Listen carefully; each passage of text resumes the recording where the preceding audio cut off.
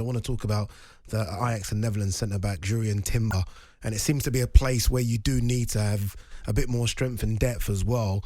30 million bid rumoured to be rejected. Ajax look like they want to hold on for around 50 million euros. What can you tell us?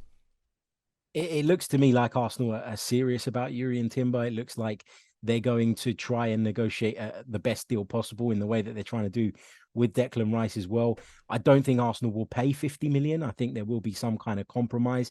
And I think David Ornstein's report, in which he broke the news, kind of suggested that as well, that there was a confidence on both sides that a compromise could be reached. I think you're right to say that Arsenal need cover at centre back. You saw what happened at the back end of last season. They had to turn to Rob Holding, partly because of Tomiyasu's injury as well. But it really, really weakened the side. It impacted their ability to play out from the back. It impacted the sort of height of their defensive line. And I think somebody who's as confident on the ball as Jurrien Timber would be a really, really good acquisition. He can also play right back, is something that we're being told. A lot of people have made quite a bit about that because Arsenal have been linked with a couple of right backs this summer as well. But when I looked into him earlier today, he played all 34 of his Eredivisie appearances last season at centre back. So he is very much a centre back with that capability of shifting sideways.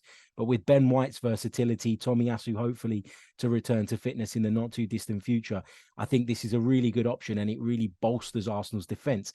At that point, if Arsenal could get him in, I'd say the defence, in terms of the players that Mikel would have available to him and the versatility that so many of them possess, would be almost complete. And then it'll be time to start looking at other areas of the pitch. Is there a small concern here? And look, age isn't nothing. If the player's ability is good enough, then they're good enough. But you talked about Xhaka potentially leaving the club and Partey leaving the club. In terms of age, very experienced. You look at the players that are linked with the club. Lavia's what, 19? Jurrien Timber's 22. Declan Rice, 23, if I'm right. Kai Havertz, 23, 24. You already had the youngest average age squad in the Premier League. Isn't there a concern about bringing in more young players as opposed to having senior pros around? Absolutely, there is. I think Mikel Arteta has tended to target younger players, but players that have plenty of experience under their belt. I mean, you think about, for example, Martin Odegaard. He'd been at Real Madrid since he was 16. He'd got that feeling of being around a big club. You look at somebody like Aaron Ramsdale. Okay, he had some negative experiences, but he'd been through some quite sort of challenging times in his career. I could name you so many of these players that Mikel Arteta has managed to kind of bring in. I think overall there will be a concern about that, of course. But I think, and I've been saying this for a long time and I've been getting criticism for saying it, but I feel like the investment at Arsenal in the not too distant future is going to slow down, because KSE are very much of the opinion and very much of the want to return this club back to kind of operating in a self-sustaining way. And I think they feel that if they go in big for 3 or 4 years and they target the right age profile of players, they'll be in a position where they only need to add 1 or 2 every summer over the next 4 or 5 seasons. That's the idea. Plus, they'd have players with huge sell-on value that they could potentially sort of release at any point to raise significant funds. So I think this is still part of the rebuilding phase, and that's why they're targeting younger players. But I think, as I say, in the not too distant future, as those players grow, the need for big investment is going to reduce. And then all of a sudden, those players that we're talking about now as being relatively inexperienced are your leaders. Very true. And you can look at them. Harry, I've been listening to this and I've been enjoying it and I've been learning, but there's a problem. The players that you're talking about leaving, and you compare them to the players that are coming in. So let's just say Timber, Rice, Lavia and Havertz land. And then you were talking about Partey leaving, Xhaka leaving, and however else that transpires. You weren't good enough to win the league last year, and I don't think you've improved. Have you improved with that window? It's difficult to say. It's difficult to say because I've looked at previous windows and thought not so sure about that, and then they've surprised me. There have been other windows where I've looked at them and gone, wow, we've had a really good one, and it hasn't materialized on the pitch. I think in midfield there are serious questions to be asked. I think somebody like Declan Rice coming in, maybe Lavia too, for example, in the immediate sort of term, no, we haven't improved on Xhaka and Partey as a combination. 2 versus 2, Xhaka, Partey, and what they gave to the team last season.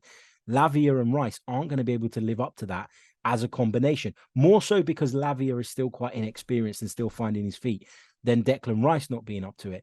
But I think that is a concern, and that's something I've been saying on my podcast over the last sort of week or so, I want Arsenal to be better tomorrow. I want Arsenal to build on what they managed to kind of achieve last season and push on to that next level.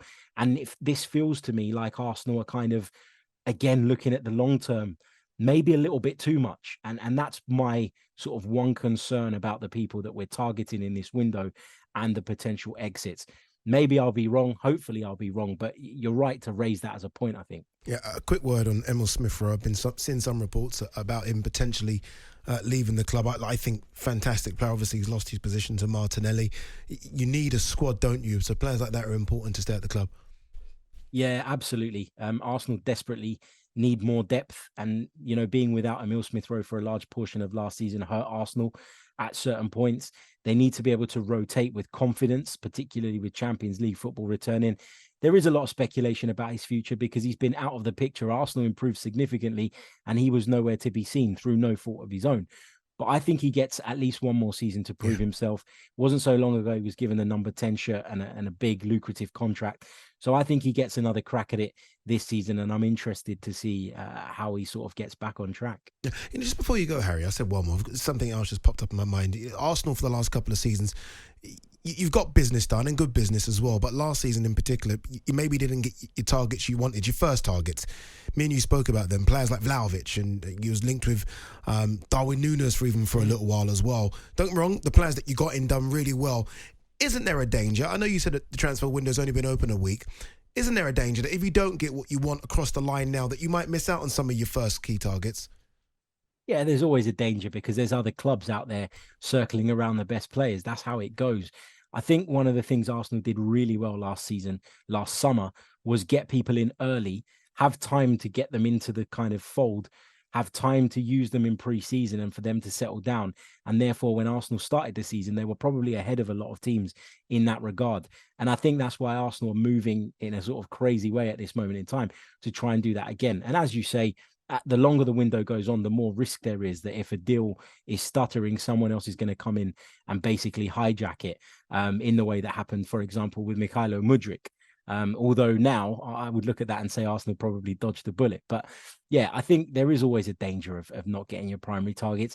I think the other thing, though, as well, that just finally that we need to be mindful of is it's not always the names that are being bandied about in the media that are necessarily the first choice targets within the walls of Emirates Stadium. And I think people need to, Yuri and Timber, nobody had spoken about him, for the last couple of months. And all of a sudden there's a bid gone in. So there are a lot of things going on that we're not privy to as Arsenal fans. And I think we need to be mindful of that and therefore keep our heads when it seems like deals are stuttering and there's a potential we're going to miss out.